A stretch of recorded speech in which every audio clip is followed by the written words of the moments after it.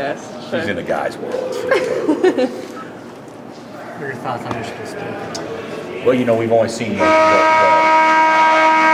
well, we've got 3 games, like the 2 exhibitions. They don't really count as much. And saw them against Connecticut. Really, they played good against Connecticut. They just got off to a miserable start. I mean, they're down 20-6 to start the game. Really big inside with Payne and Nix, really big, and they keep you off your spot. And then they're really big at the 3 with Dawson because he can play the 4, and they've got a couple McDonald's All-Americans out there, running the team. So they're good. They got a nice team. They didn't play probably as well as they had hoped, but that happens in first games. I don't know if you noticed that, but I anticipate them being the same as always. Really run fast from defense to offense, really fast, and rebound the ball as well as anybody in the country.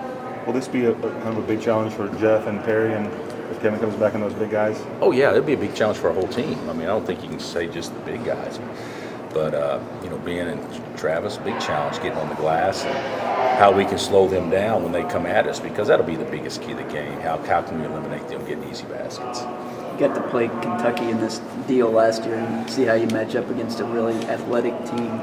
What do you learn about your team playing Michigan State? Well, probably as much as anything, Michigan State will expose us if we don't play well, because they'll make us be an execution team because they don't give up easy baskets. And then of course a toughness team. To try to figure out how tough we are in rebounding loose balls, that kind of stuff, because they're great at that. They take great pride in that. So it'll be interesting to see how our young guys react, under lights too. I mean, it's one thing to play at home and be nervous in front of our fans. It's another thing to go on the road and have to do it somewhere else. And so this will be a great experience for us. Great experience. You think Kevin will play? Yeah, Kevin should play. He practiced yesterday. Yeah, so I don't, unless he has a setback, I don't see any reason why he wouldn't be playing. How did he look? In practice? Wow, his hair's still too long, but he looked okay. He did fine. Have you missed him a lot? Yeah, we had, because he's our, this sounds weird, he's our best talker.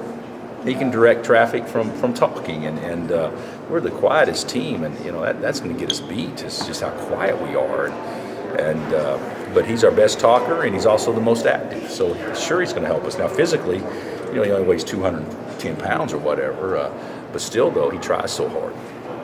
Ben was talking about how he just brings an energy to the team. He does. He's the most energetic guy we have, by far. And he's the best talker. Talking automatically brings energy as well. You gonna make him cut his hair? Oh. Did your wife make you cut yours? No, but I make this look good. You make that look good? Oh my goodness gracious. Your mirror is different than the mirror I look in. I'm messing with you, Shay.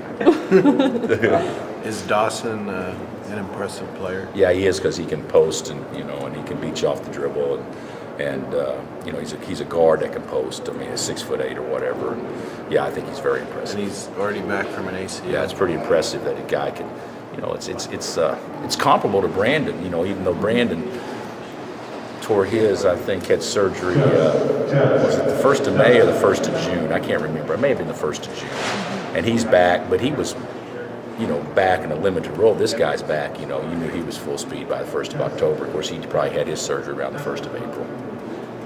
People say that you and Coach Izzo are probably the best at coaching toughness in the teams. Do you guys go about it different ways, or it's something that maybe both of you do the same? Oh, I don't know if I do a very good job. I think he does. He'll put them in helmets and pads. I mean, that dude is crazy. I've only done that a few times. I think he does it on a regular basis. So I remember one time we're playing with helmets and pads on, and we're running secondary break and primary break, and guys are guarding each other. And some guys liked it, and some guys didn't like it much at all. So I remember Mike Lee liked it a lot. But I don't know. I don't think I've done a great job of getting the points through to our guys yet.